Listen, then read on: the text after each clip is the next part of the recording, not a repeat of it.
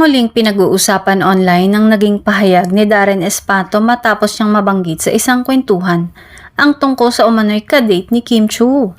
Dahil dito, agad na nagliyab ang intriga at kilig ng fans.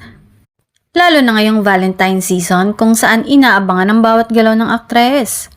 Ayon sa mga netizens na nakapanood ng nasabing usapan, tila napaamin si Darren sa isang detalye na ikinagulat ng marami. Bagamat hindi naman diretsahang pinangalanan kung sino ang sinasabing kadate, sapat na raw ang kanyang pahiwatig para maglabasan ng samot-saring haka-haka online. Hindi nagtagal, kumalat sa social media ang iba't ibang spekulasyon ng fans. May mga naniniwalang matagal nang kilala ng publiko ang tinutukoy, habang ang iba naman ay nagbabala na huwag agad maniwala hanggat walang kumpirmasyon mula mismo kay Kim.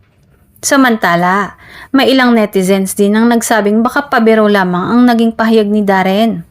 Kilala kasi ang singer sa pagiging makulit at palabiro sa mga kaibigan sa showbiz. Kaya posibleng nadagdagan lang ang kilig ng fans dahil sa kanilang natural na biruan. Sa kabila ng ingay online, nananatiling tikom ang bibig ni Kim tungkol sa usaping ito. Wala na siyang inalalabas na opisyal na pahayag kung totoo nga ba ang mga espekulasyon. Habang wala pang malinaw na kumpirmasyon, patuloy ang abang ng fans sa anumang update o pasabog mula sa kampo ng aktres. Sa ngayon, tila mas lalong nadagdagan ng excitement ng kanyang supporters na umaasang may good news na ibabahagi sa mga susunod na araw.